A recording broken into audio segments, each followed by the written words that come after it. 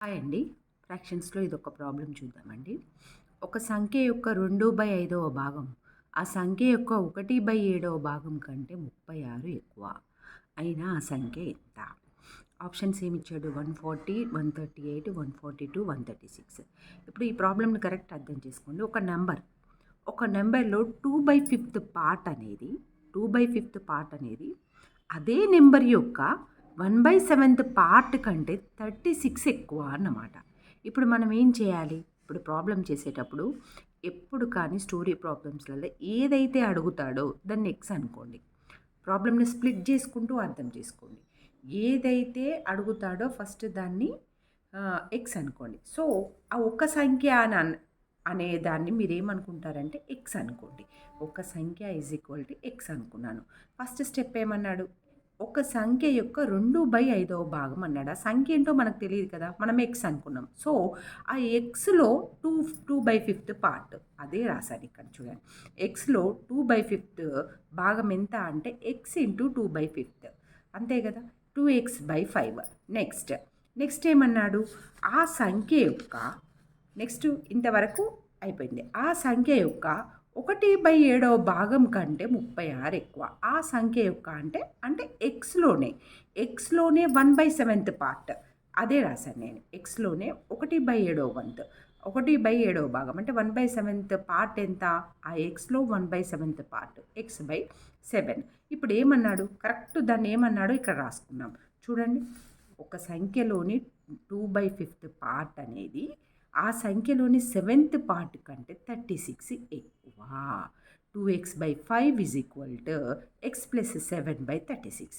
ఇది correct story ప్రాబ్లమ్‌ని అర్థం చేసుకొని ఏమన్నాడో రాస్తే ప్రాబ్లమ్ ఈజీ. ఇప్పుడు దీన్ని సింప్లిఫై చేయండి. దీన్ని సింప్లిఫై చేస్తే ఇప్పుడు చూడండి ఇక్కడ 7 ఎల్‌సిఎం. సో, 7 1 జా 1, 1/1 అంటే ఇక్కడ ఎక్సే వస్తది. ఇప్పుడు 7 ఎల్‌సిఎం అంటే ఇప్పుడు 7 1 జా 7 ఇక్కడ ఏమొస్తది? ఎక్సే వస్తది. ఇక్కడ ఏం చేయాలి?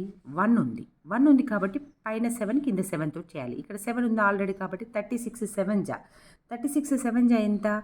42, 252 అవునా? 252 దట్ ఈజ్ ఈక్వల్ టు ఇక్కడ 2x/5 ఉంది. ఇప్పుడు ఏం చేయాలి మనం? క్రాస్ మల్టిప్లికేషన్ చేయాలి. చేయండి. 2x into 7 is equal to 5 into x plus 252. ఇప్పుడు 2x into 7 ఏమవుతుంది? 14x అవుతుంది. ఇది 5x ప్లస్ 252 into 5. 252 into 5 ఎంత అవుతుంది? 5 2 జా 10, 1260 అవుతుంది. అవునా? 1260. ఇప్పుడు చూడండి.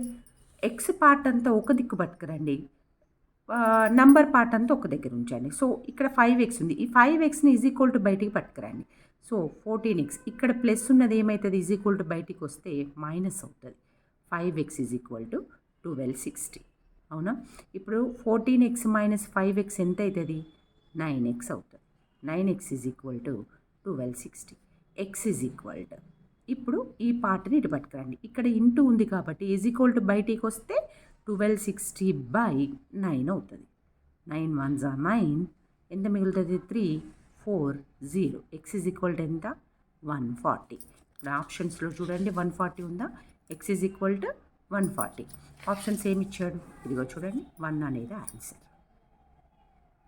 అది ఈజ్ ఈక్వల్ టు బయటికి ఈజ్ ఈక్వల్ టు అంటే ఇటు అడిషన్ ఉన్నది మనం ఈజ్ ఈక్వల్ టు బయటికి తీసుకొస్తే సప్రాక్షన్ అవుతుంది. ఇక్కడ ఇంటూ ఉన్నది ఈజ్ ఈక్వల్ టు బయటికి తీసుకొస్తే డివిజన్ అవుతుంది. సేమ్ మళ్ళీ దీనికి కూడా ఆపోజిట్.